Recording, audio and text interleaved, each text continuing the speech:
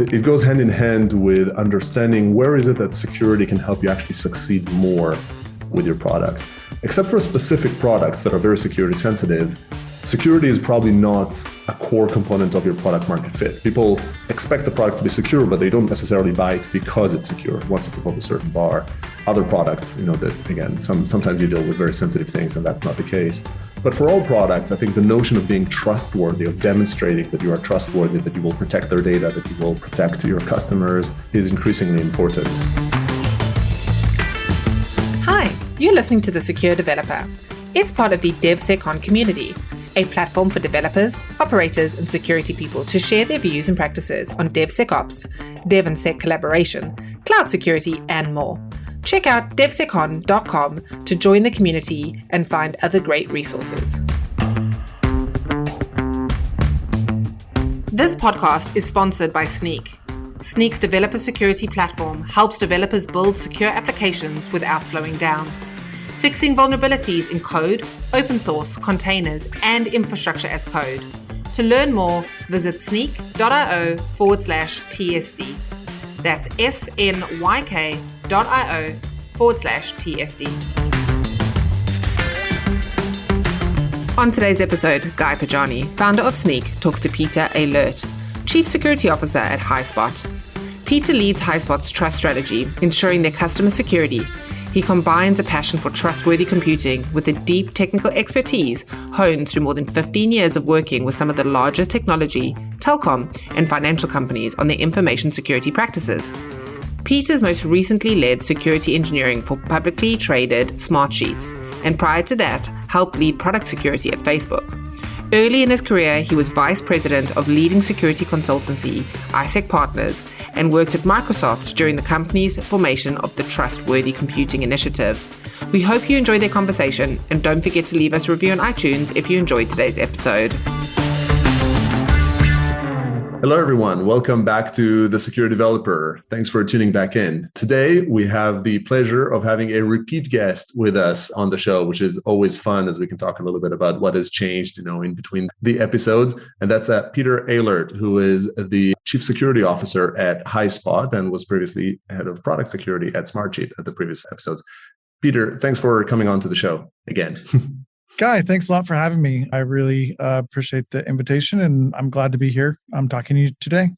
So, Peter, there's a lot to sort of dig into, and a lot of it would be a little bit on the before and after. So maybe we take a moment a bit and tell us a bit about your journey kind of into and through the security world for context here. Yeah, absolutely. A day or two ago, I started out as a developer and moved into security at Microsoft, actually, when Microsoft was having security challenges and needing more talented people to look in that space. In fact, I have a few of my colleagues that were also here at Highspot that were at Microsoft back in the day, but you may have noted that the 20th anniversary of the Trustworthy Computing memo happened just a couple of months ago. But it was interesting to think back on where we were 20 years ago when that happened. So, I moved from Microsoft and have been through a number of different companies, kind of growing my security career, moving from an IC to a manager, and have more recently led security engineering and product security teams at Facebook and Smartsheet, ultimately building, towards the kind of top chair, right, to go and lead a security organization. And so here at Highspot, I've stepped into that CISO role for the first time and have really enjoyed it as it's been developing the organization here at the company. Excellent.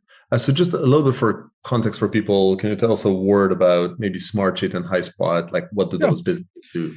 Yeah, absolutely. I'm sure people are familiar with Facebook, but Smartsheet is a company that does kind of workplace automation, right? It's a great set of tools to actually do more ad hoc process automation and process management. So, you have dedicated tools for doing those types of work from, your CRM system or other kind of systems that have very specific workflow. And then there's a big bunch of stuff that you do where you just need to go get things done, but there's not a specific kind of process that you might get through. And Smartsheet is a great tool to help you actually work through that more ad hoc workflow process. So I was at Smartsheet for a couple of years, and then I came over to Highspot just over 2 years ago now. And Highspot is a sales enablement platform. And so what we do here at Highspot is we really connect your marketing team to your sales team to make your overall go-to-market organization much more efficient and effective. I sometimes like to think about it in terms of making, your entire sales team as good as your CEO at selling your company. It's really about making a consistent improvement across a lot of different individuals by giving them the right context, the right information when they need it, great metrics to understand how things are working and what things aren't working well, training and coaching to help level up your team and help them understand how to sell better. Got it. Okay, thanks. Yeah. That's great context. And they're both SaaS applications, right? So Yeah. SaaS offerings in, I guess, everybody cares about security, but not highly regulated industries. Yep, that's true. Smartsheet was a little bit more, there were some customers that were more highly regulated. I think Highspot, being a sales platform, even for our customers that tend to have very conservative views on risk, we still end up being not their highest priority, given that we primarily have here at Highspot, we deal with, material that's meant to be used to inform your sales team or to send to your actual potential customers. And so it is a little bit less sensitive in terms of the potential nature of the information. More naturally public kind of information or shareable information. So Peter, I think a lot of the sort of the topic that I'd love to cover is sort of this, you've had this interesting opportunity of going through maybe a slightly similar journey from two different chairs, maybe from the sort of the product security chair and now into the CISO one. Also, a bunch of time has passed. So let's maybe start exploring a little bit the differences. I believe, both Smartsheet, when you joined them, were a little bit under 1,000 people, and Highspot, sort of similar. Coming into it, maybe let's start with just contrasting the situation. When you joined Smartsheet, what was the sort of security team's status? And more importantly, how does that compare to the Highspot reality? Yeah, so Smartsheet had an existing security team that they had had for a number of years. And I think about a year before I got there, their former security leader had departed and the team had kind of dwindled down to, there was just, one person left on the team essentially when I showed up. And so, I kind of came in the door and they'd had a new hire that they hired as well. And so I had, just two people on the team and built out the organization from there to really understand the risks that the product faced and to help them tackle those challenges. But it was interesting in that there had already been a sense of culture created by the previous team going back a number of years. And so some of that was about taking what was there and improving it, making it better. There were kind of some specific places where we needed to kind of do a little bit of a reset and think again about the problem space and about how to engage the product team overall. And so it was a little bit more kind of back and forth in that. And then it was also, a challenging time. I don't know if it's more challenging now, but challenging time to build out a team, right? I think over the past decade and a half of leading security teams, it's always been hard to hire security people, but it just seems to get a little bit harder every year. And then COVID happened. So the team grew a little more slowly than I would like at Smartsheet. I think, comparing that to Highspot, I think there are some things that are certainly similar about that and some things that are different. At Highspot, though, there was, a strong engineering culture and an understanding from a lot of engineers who came from other large companies that had been trained in security. So there weren't really big security problems, I think, walking in the door, but there wasn't any existing security team, right? There was never had been a security team. There was some of that security culture that I tend to think about and try to drive, right? To have people be aware and thinking about what it is that they're doing and how it might impact kind of potential risk. All of that was a blank slate. And so it's been a very rewarding opportunity to kind of build out both the organization and build up, the processes and the culture from kind of ground zero. And, we're coming up on 10 people that we have across, a few different areas on the security team here at Highspot. And it's been a great experience getting kind of some new leaders to come and shepherd some of those areas and pull some talent that was already here in the company together to build a really cohesive team. So is it easier or harder to establish a security practice when there is an existing security culture or there isn't? If you Was it an advantage to come into a blank slate or more work? It's a good question. I think it really is going to depend on the company. One of the things that I've really enjoyed about Highspot, and it's certainly something that I kind of look for or have in my recent career, is that Highspot, we get security already, right? Like I've never had to sit and convince anybody across the company from, junior engineers all the way up to our CEO, right? Like the importance of security. That's never been a conversation that we've had to happen. And so I think here at Highspot, it's been a little bit of an advantage in that the culture that we're establishing, right, is kind of exactly what I envision, right? And success or failure, right? Like it's as a result of kind of what me and the rest of the security team do versus having some legacy that you have to, deal with in some way, right? And sometimes, as I said, sometimes it's about improving existing things and sometimes it's about a little bit more of a reset. I do wonder, and it's not something I would be eager to tackle, but I do wonder if coming into an organization where it was a little bit more of a challenge of like, hey, we're here and security is actually something that you have to think about and is important, if that would be a opportunity where having some pre-existing kind of legacy culture that you were inheriting may be more of an advantage. It feels like maybe to an extent there's security awareness. Is it right to say, as long as you have a sense of ownership, so probably the folks within the Highspot team, had the sense of ownership, they had certain competencies, and you have to teach them what a security program is versus maybe, needing to convince people that they should care and they should be responsible. Is that correct? Yeah.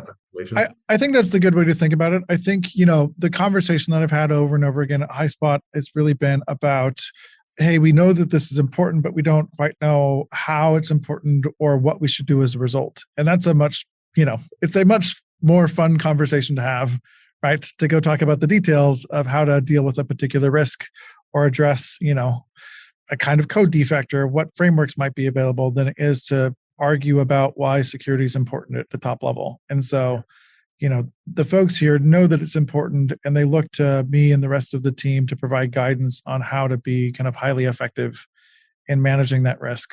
But we don't argue a lot about whether we have to do something or how important the security risk is. And in fact, Highspot's kind of a special place. It's even been a little bit too far on the other side, I will say. There's been at least one case where somebody on my team has, been talking with, part of the organization and had kind of an offhanded conversation about, oh, wouldn't it be nice if, this thing were true so that our security would be, like 5% better, only to come back a month later and have the team having been working feverishly to make that happen and realizing that, my whole team has to be very explicit what's required, what we should do, what would be kind of nice to have if it didn't cost a lot, right? So that we can all make good choices about how we spend our resources. Yeah, that's a first class problem though there. Yeah, it is. It's a problem I love to have, I got to say. Yeah, absolutely. I guess the other change there beyond the culture is you're coming in with a broader purview. How has your kind of steps or sort of, processes or even the program changed when you think about product security, culture of security with engineering versus maybe the encompassing the broader CISO scope? And maybe you can elaborate a little bit about what is within your scope just for. Yeah, absolutely. Right. So, kind of security and some of the compliance risk kind of across the company is really within my scope, right? Even down to, we don't have kind of a lot of fixed offices, but physical security kind of falls under that. It's not something that we have spent a lot of attention on, but, that's part of it as well. I think the kind of the main places that we tend to focus, right, are around certainly our product security as well as our corporate security. And then we have a compliance team, right? And so those are kind of the three legs of the chair, I like to think of them.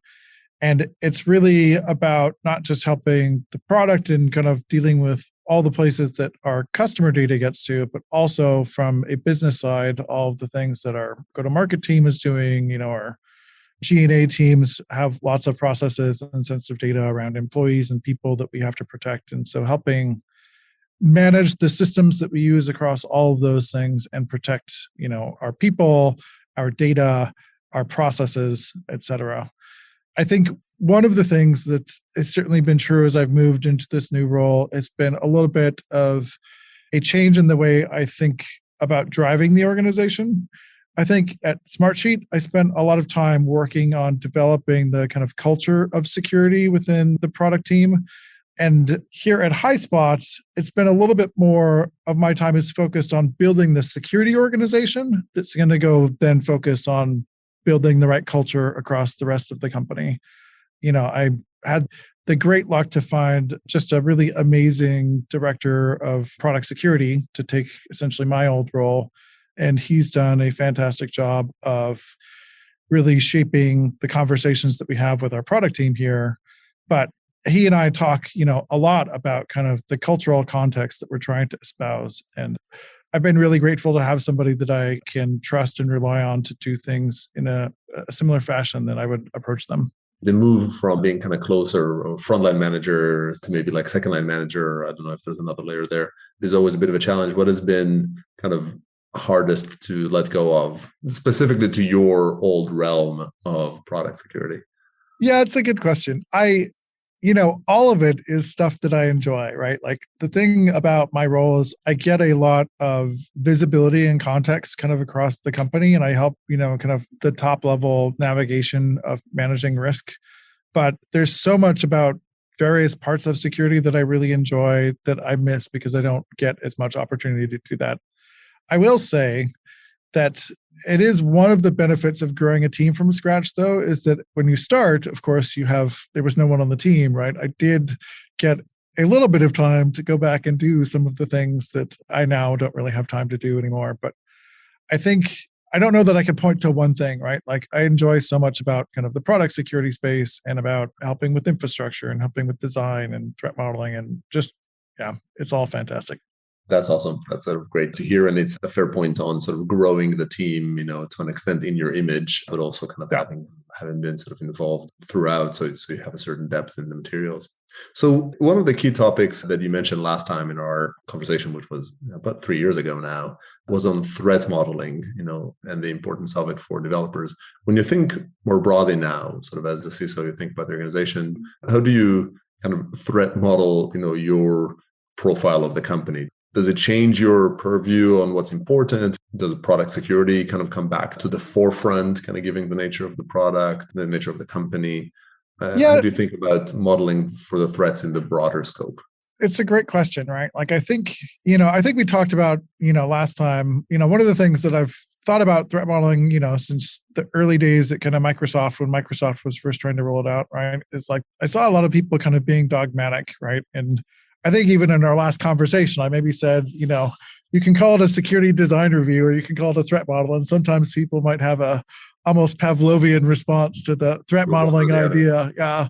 But at the end of the day, right, it's about a kind of approach to thinking about a problem and analyzing the properties of it, right? And you can do that certainly in all the product security space. You can do that with other processes and systems as well, right? Like you might not use the exact same technique or necessarily the same tool, if you're creating data flow diagrams, right? Like they might end up looking a little different if you're looking at Workday as a HRIS system to help the HR team.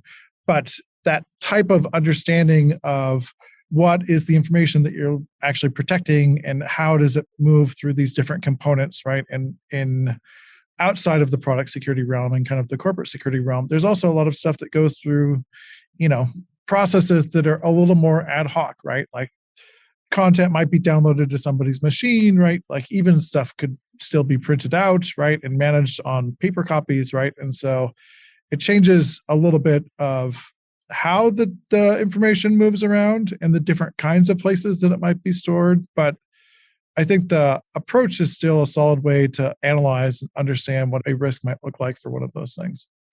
So I think the other thing, you asked a little bit about the change in scope and how it affects things. I certainly think that one of the things that's great about, the product security space is you have a pretty good understanding. Usually, development teams tend to know what they've built, right? At least at some level.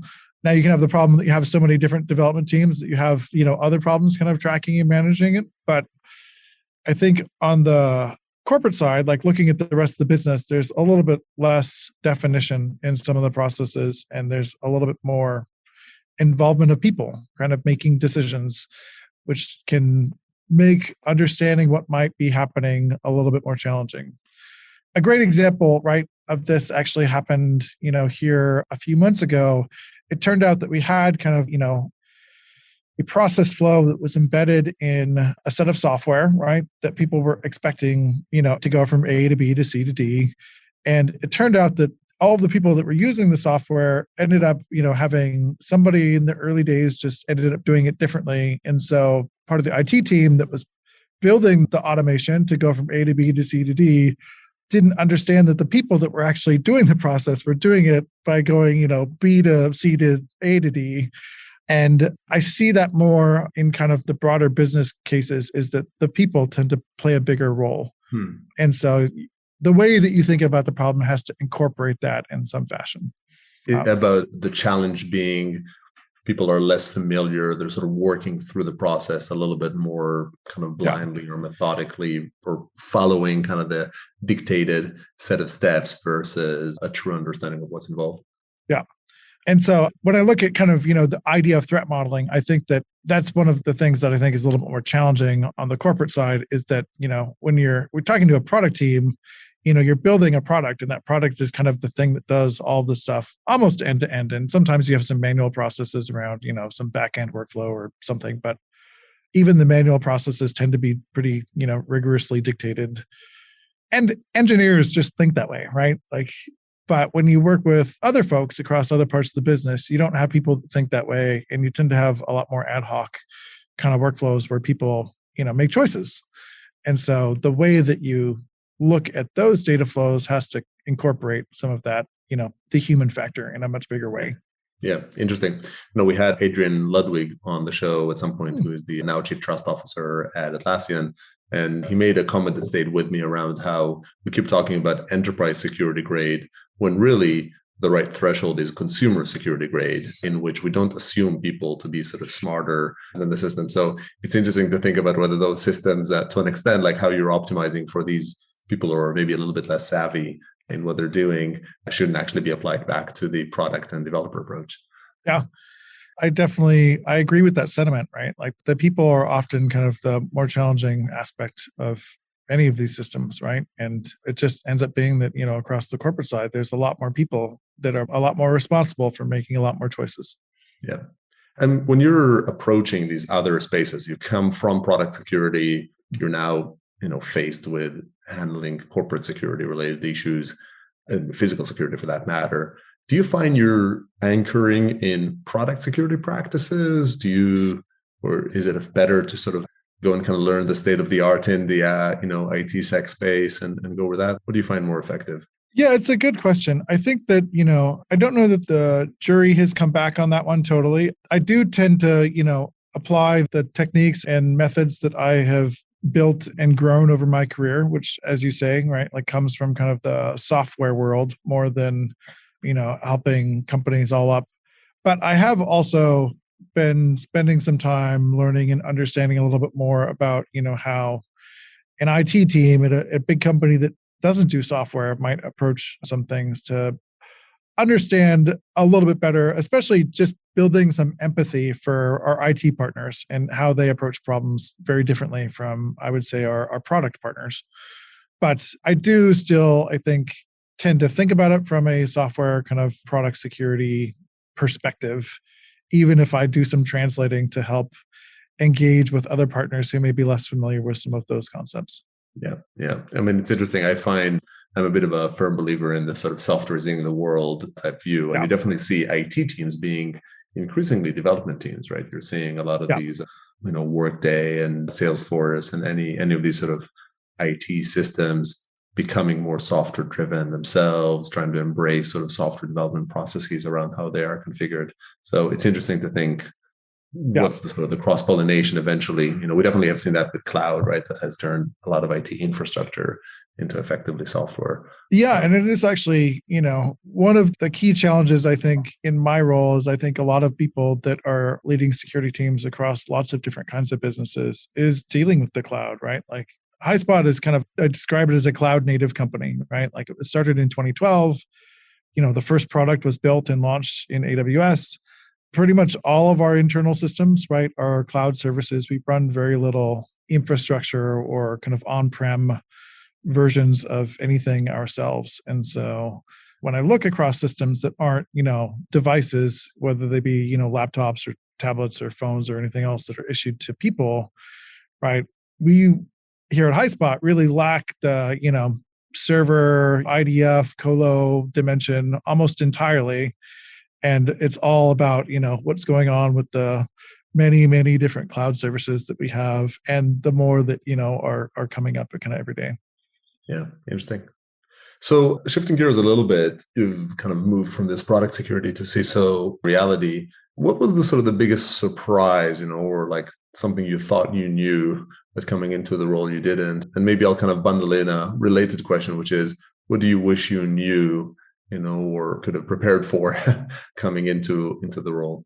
That's a good question. I think the thing that was maybe the biggest surprise was just building the effective bridges and the collaboration with a broader set of audiences, right? Like some of the ways in which, let me take a step back actually, right? Like even before, I would say that the security teams that I've built have always been more about partnering with, collaborators or collaborating with partners maybe across, the teams that have these risks and helping them understand and guide them and drive them to create better outcomes, right? It's about that deep collaboration. I think that there's, a different model where you actually have security teams that do, write more code and actually go implement frameworks or systems to go do the things themselves rather than trying to engage with maybe a product team to get the product team to go and implement that. And I've always been kind of more on the building a collaboration kind of side. And so I was really thinking that I was ready to go and better, apply that same kind of model with a wider set of collaboration partners. And what I found is that, some of the techniques don't translate, right? Like some of the ways that we approach that collaboration don't work as well. And also just working with a broader diversity of personality types and people with different objectives, right? When we go work with HR, for example, right? Like I don't work with a lot of engineers in HR, of course. They tend to have a very different way that they approach processes and systems and how they do their work. And a lot of it in being a good collaborator and helping drive and navigate the risk for the company is about me and my organization adapting to how our various partners around the company are doing things and helping them create a solution, again, that's going to work for them. Kind of going back to the process automation example, right? Like we can build all the technology that we want, but if the team doesn't actually use it, right, then it hasn't actually moved the needle at all. And so we really have to engage with those partners on their turf, on their terms, and help them figure out how to really protect themselves and protect the company. Yeah, and what has worked to address it? So like you mentioned an example of maybe understanding the process. I'll sort of say sometimes developers do sort of a similar sets of sort of quirky things, especially when it comes to sort of, Git rebases and things of that nature. But what are some examples of things that have like learnings, things that you've sort of adapted or changed?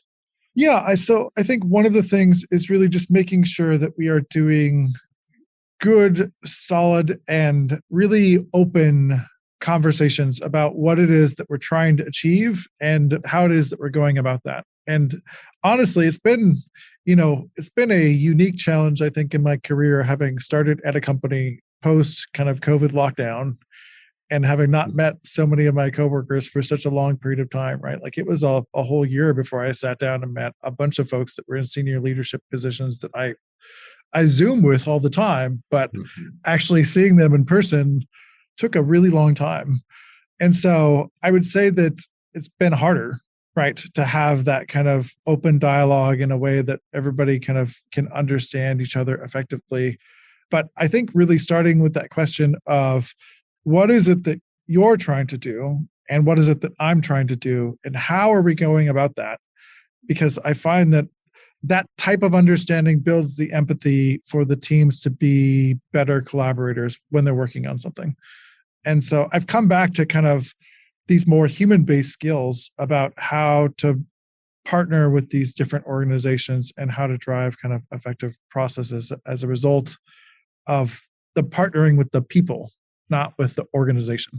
Yeah, interesting. And I guess, is there anything you could have done ahead of time to be better prepared for this? Like if you were, forget for a sec, the sort of your team is around, you're in the situation of you're hiring a CISO, you have someone who is, just like the experience Peter had from Smartsheet, you have two candidates, one has exactly what you've had and one has something else, what else would you think would sort of set up for success in that transition? Yeah, that's a good question. Ultimately, I think if you're going to use a strategy like the one that we've employed here at Highspot, which is really about building a security team that's going to partner with the organization at large, right? And building those partnerships, I think having some demonstrated actual examples of partnering with a more diverse set of stakeholders would be an interesting thing to look at in a potential candidate. I think on the other side, maybe a slight twist on your question, which is like, if somebody were walking into a CISO role, and what might you suggest for them to try to work on, things that they will likely need as they're coming up to speed? I would, really recommend that people either in whatever form they're kind of comfortable with, right? Like going and doing a little bit more thinking and learning about building those collaborative experiences, right? There's lots of great books and courses on that stuff. It's something that I ended up doing a little bit a few months after I got here, but I definitely wish that I had spent a little more focus and time as I was first entering the organization to think more deeply about the people dimension, where I didn't have as much kind of shared history, right, as I do with, another engineer, given kind of my background. I think, one of the other conversations that I had with our CEO, right, Robert Wabi, was really about what kind of CISO or security leader that you want, kind of, just putting titles aside, because I know there's a bunch of those, but I certainly advocate for the idea that having somebody like me who has some engineering background and has technical acumen and capability, I think leads to better outcomes, especially for a company that's kind of our size. I think, when you're getting to a company that has a security team of, dozens or hundreds of people, you probably need to optimize or index a little bit more for somebody with a lot of organizational capability over potential technical capability. But I would say that in the 2 years that I've been here, I think it's played out kind of over and over again that I think if I were to ask Robert today, he would say that they were absolutely right in picking a technical candidate because they were talking to some other candidates that weren't, and that it's really helped out in a wide variety of ways where it's not just about helping guide the organization, but it's also, there's a lot of it that's about even teaching, right? Teaching the other leaders about how to think about these risks, teaching the other leaders about how to address or why something needs to really be focused on or prioritized. And those teaching moments are dramatically easier when you have a depth of technical understanding kind of going, all the way down than if you're really more focused on how to build the organization. Yeah, interesting. I guess at the risk of maybe getting the same answer around the people, what about the other way around? So now that you're sort of a CISO, if you're looking back at if you were to sort of run product security, is there anything you take back from this broader learning now that you would do differently in product security? It's a good question. I haven't thought about that direction as much, I got to say. So I'm not sure I have a great answer. I do think that it is useful to have kind of the holistic model. I think it's one of the challenges that I certainly have in looking at security all up across the company, product and corporate alike, along with compliance, which we haven't also talked a lot about, but getting the kind of super big picture view, right, from 10,000 feet to make sure that you're not over optimizing and really spending all of your resources on the problems that you know about versus the ones that you don't. I think that kind of global thinking probably applies no matter what scope or perspective that you're coming from, right? Like if you're driving a particular feature team, right, understanding the overall risk for the whole feature, the risks that you kind of understand and the ones that you're not quite sure about, that level of global is helpful. I think if you're, leading a product security team and you're looking at the product all up, there's a tendency, we get great tools like Sneak, right, that can show us a problem that we understand and we know how to go tackle. And we can spend a lot of time going and focusing on that problem and driving those numbers down to mitigate risk. And that's great. But is that actually, globally speaking, right, given all of your risk, the most important risk for you to be addressing? And if you don't have that kind of global thinking to be looking out for the things that you know about and the ones that there might be some risk, but you haven't actually spent the time to even go figure out what the risk is, it's just really important to balance your approach so that you're not only focused on the things that you understand. Yeah, I mean, I think that makes sense and it's good guidance. I am curious to your point around people making mistakes, that maybe there is a bit of a different facet of product security learning to come here that has to do with your customers, right? And your user security. You might be a bit more sensitive to trying to kind of keep your customers from doing, BCDA as part of the processes that your own product kind of gives them to offer, if that opens up a security concern. Yeah, I certainly, in terms of product design, it's been an interesting partnership actually working with our product management team and helping them think more about security. Highspot continues to kind of move up market in terms of tackling bigger enterprises that have more demanding kind of security and compliance requirements.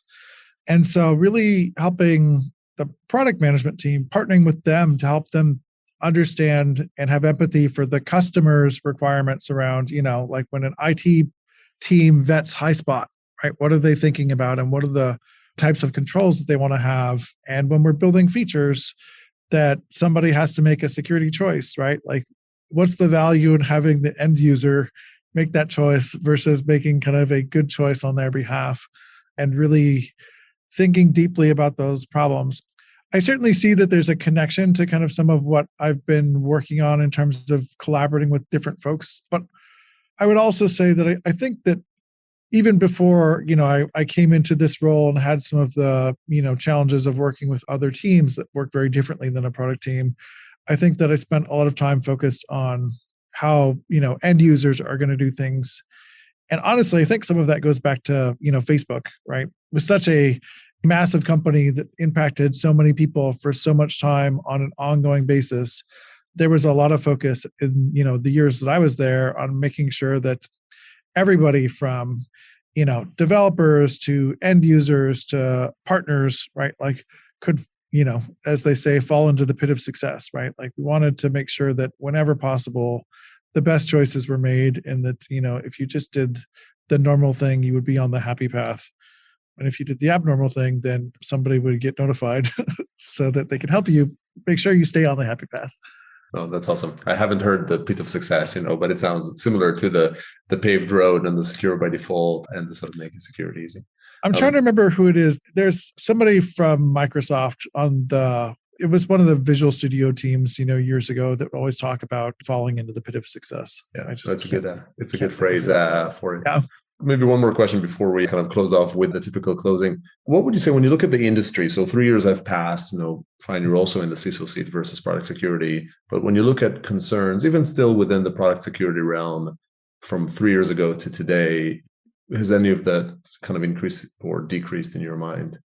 I think one of the things that I see, and maybe I probably am more exposed to it having come from a couple of SaaS companies that themselves used a lot of SaaS products, right? Like the interdependency between all of the different, technology systems that are operated by these different companies, and even the companies and agreements themselves, I think is, a really big weak point in the industry kind of all up, right?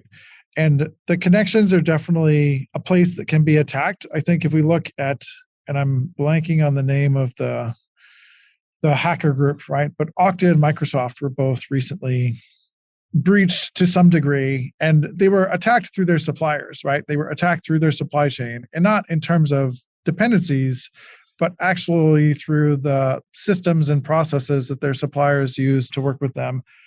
I don't think that's, the last we're going to hear of that type of attack, right? And when you looked at the actual tactics and techniques of the hacker group, they were specifically targeting those suppliers because they knew that they were the road into some of these large companies and organizations, right? They went after telecom, they went after staffing agencies, they went after these companies that all these massive companies that are ultimately their real targets use and leverage to do their business. Yeah, absolutely. It was Lapsus. Lapsus, thank you. Yeah, the company. And it's a supply chain. You're talking about a sort of a supply chain risk, but not in the context of open source components necessarily, but rather in the context of the services that you consume. Yeah, again, it goes back to the people, right? Like the people at those companies also, have risks for them, and how well are those companies protecting, how well are my vendors companies protecting their employees from risks to me? Yeah, absolutely. And again, I might have sort of been teeing up a little bit, but one closing question. This has been a great conversation. We can probably kind of geek out here for another extra hour. I think we're about out of time. One, my kind of open-ended question at the end of every episode: if you had unlimited budget and unlimited resources to tackle a problem in the security space, what would that be? And if you have kind of a sense of it, which direction you would take?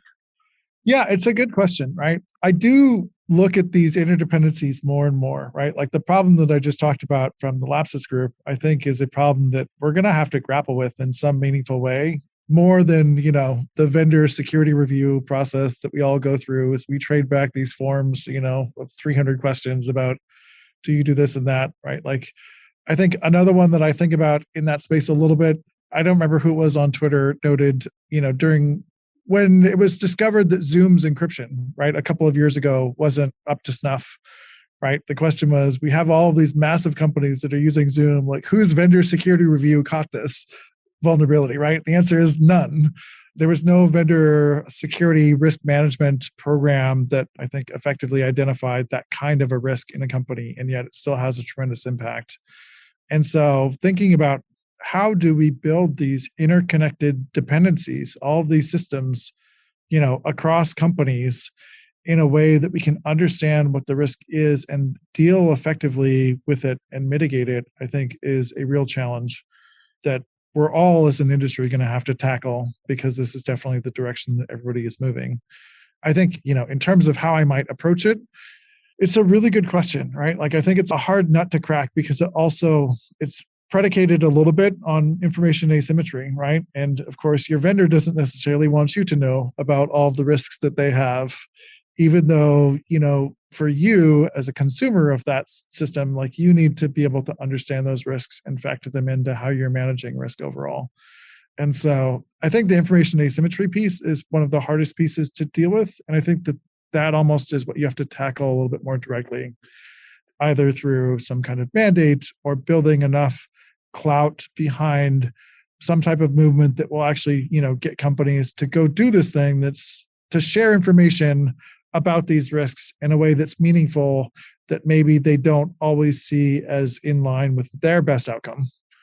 Yeah, and hopefully that transparency, I think there's some interesting work happening around software supply chain security, even if it's on a little bit the sort of the kind of open source consumption side. Primarily, It does have federal government kind of requesting that you actually provide some form of attestation, some form of like, yes, it's an SBOM and sort of software bill of materials, but it can be expanded into statements about what has been done to that.